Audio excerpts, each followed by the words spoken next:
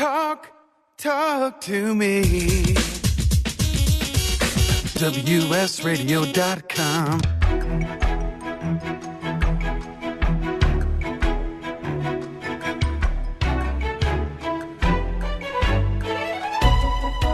The San Diego Council on Literacy brings you Literacy for All with your host, Jose Cruz.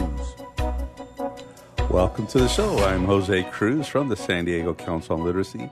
You're listening to Literacy for All. We're on WS Radio, and our guest for this segment is Tiana Uribe, and she's with the Wildflower Initiative. Tiana, welcome to the show. Thank you so much, Jose. So nice to be here. I'm so glad that you're here and here to share information about work that you're doing, another approach to our interest in literacy, in emerging readers and parenting and adult literacy and all that. It all kind of plays into all the solutions. Tell us about what you're doing at the Wildflower Initiative and how it ties into the things that we like to talk about on this show. Absolutely. So the Wildflower Initiative empowers women and children in reading spaces. So what we do is we place reading spaces into homeless and transitional shelters. And so one of our first initiatives was with the YWCA San Diego, which, as many know, is a domestic violence shelter. And so what we want to do is provide a safe space, a safe and comfortable space for children to heal, to become empowered, to gain confidence, and to grow with reading. Very good. And so you're combining all of those together. So it's power, it's confidence, it's stability, and it's also the learning aspect of it. Would you say, if you had to answer the question, would you say, we're really more about stability, or we're more about literacy, or we need both, and we invest in that? I think it's both, to be honest with you. I think absolutely literacy and absolutely stability. So the reason many of these folks are coming into these shelters is because of situations that are beyond their control. Mm-hmm. And so based upon that, they're coming in, they're utilizing the services of a program to empower themselves for self-sufficiency. And part of that is literacy. Right. And so these shelters in San Diego currently do not have that as a platform for their clients coming in. And so we're really filling a need in the community for that. And I've seen, and I understand how this happens, where you might have a situation that is homelessness or abuse. And so as a health and human service worker, you might focus on the abuse. You might focus on shelter. But what that does is takes attention away from other things, like the whole learning aspect and such. And it sounds like that's where you come in. Absolutely. So in doing so, we're creating not only the stability aspect of it, which is creating an actual safe space within a space, mm-hmm. Which they don't have. So many of these folks, are living in pretty tight quarters. And so there's not an actual communal space for them to come together, one, and two, or to have independent time.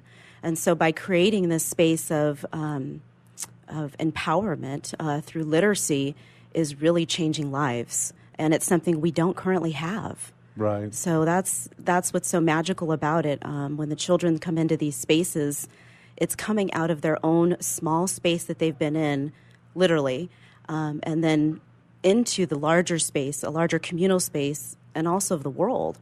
And so I think with the books that they're reading, not only are they getting a chance to learn different language or develop their language skills, but they're also getting a real chance to bond with the parent or the caregiver that's with them. Right. And so you're creating, I don't want to call it a distraction, but certainly if you're a mother who's been through some trauma, mm-hmm. and you're a child who's been through some trauma, it's a little bit of an escape, too, as well as being productive. Absolutely. A healing space as well as some escape.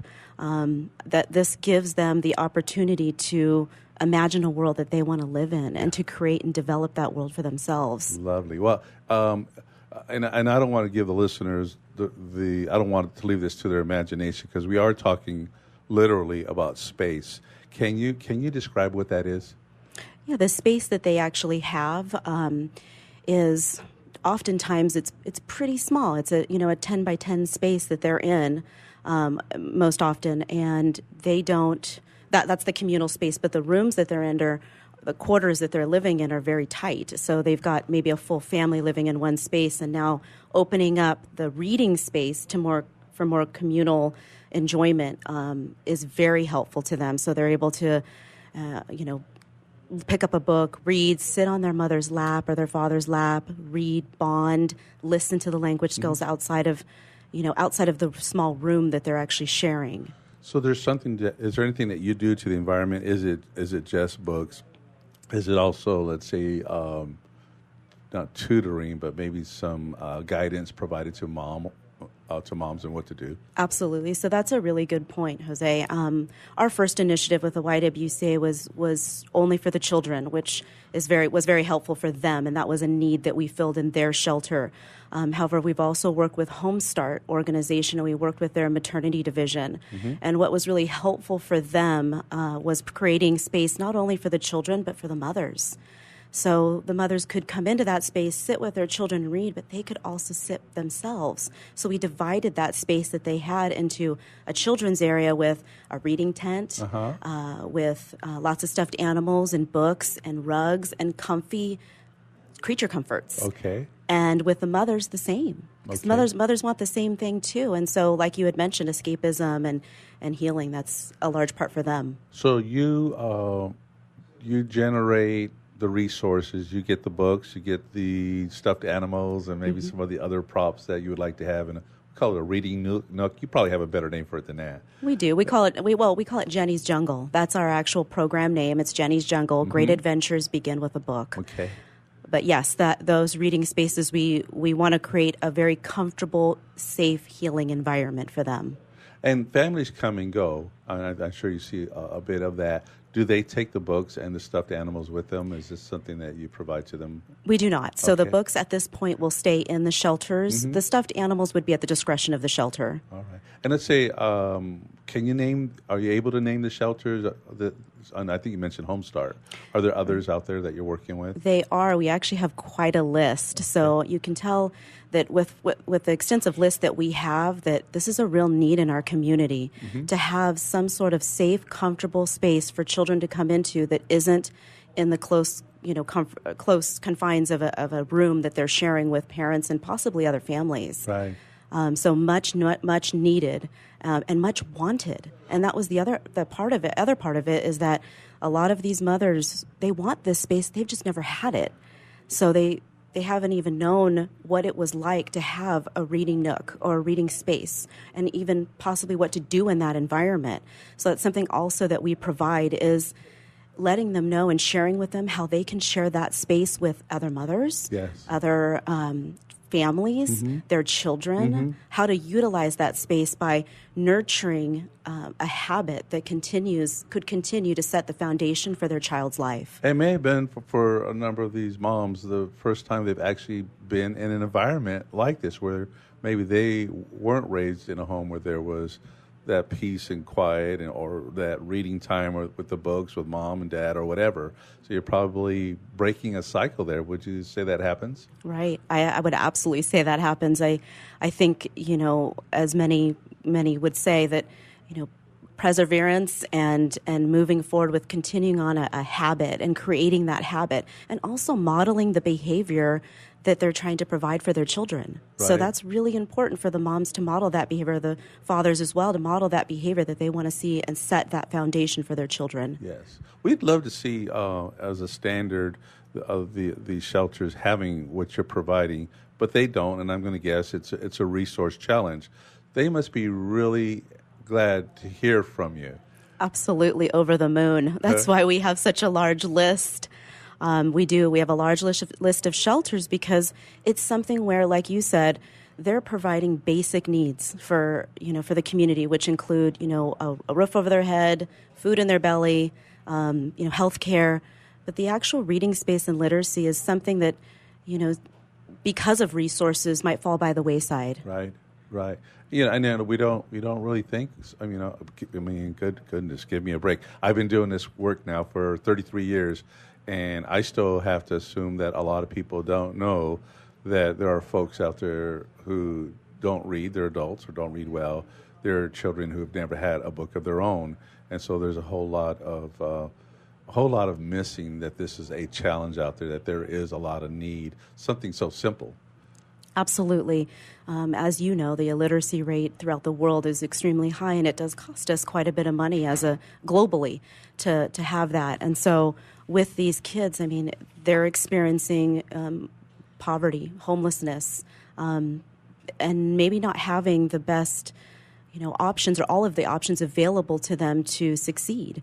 And to present to themselves a brighter future. So really what this does is it really creates a space for them to empower themselves, to build self-confidence, to develop themselves so that, in the future, they can become successful citizens. Something so simple that could be the way out, right? Yeah. That, you hope that for each one of these families, they find a place to live and peace and such, and can take what you're doing with them to the next level where they're ready for school and succeeding at school, and finishing high school and going on to careers and such, right? Right, right. This really presents, we believe, a really great platform for them, or at least providing some foundation for them to hopefully carry this through into the later years for them in life and become active citizens in our community. Well, we want our audience to know more.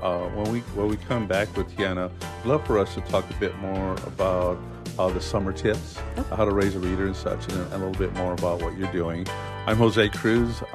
This is Literacy for All. You're listening to WS Radio, the worldwide leader in Internet talk.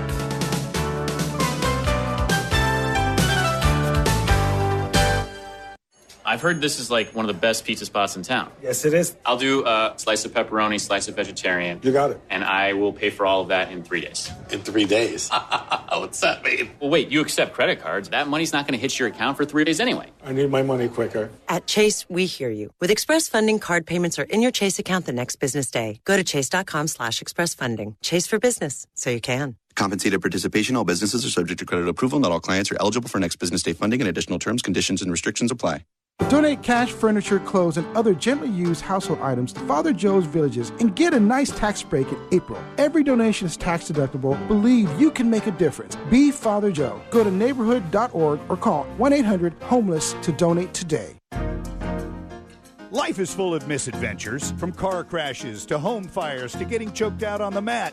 Yes, I said getting choked out because I'm Carlos Kramer, jiu-jitsu competitor, MMA and media personality, and mild-mannered insurance agent. You can follow my adventures on Kick-Ass Radio, and I can protect you from life's misadventures at Kramer Insurance. Home, auto, life, business, and workers' comp. We're at KramerINS.com, and I want you to join my world. Identity theft costs over $20 billion a year. When was the last time you changed all of your passwords? Don't be a victim. The nonprofit Securing Our eCity Foundation is here to support you. They serve individuals, families, seniors, businesses, and nonprofits throughout San Diego, helping to make a safer cyber experience for all. For more information, visit securingourecity.org or call 619-630-2444. Too much to do? Not enough time to get it done? Call on the experts at Another 8 Hours for your business support needs. By partnering with Another 8 Hours, we allow you to focus on the more important matters, like being in front of your clients, doing what you do best, rather than being stuck at a desk poring over paperwork, rummaging through emails, returning phone calls, and struggling to get everything done by yourself. Meanwhile, your family and social life are going down the drain. Go to another8hours.com or call 8 more hours. That's 866-734-6877. Hi, this is Rob Barnett, VinVillage.com, where wine lovers connect. Be sure to tune in weekly to Vin Village Radio for exclusive, in-depth interviews with the who's who in wine and food. Securing Our eCity Foundation is a nonprofit organization focused on cybersecurity awareness and education.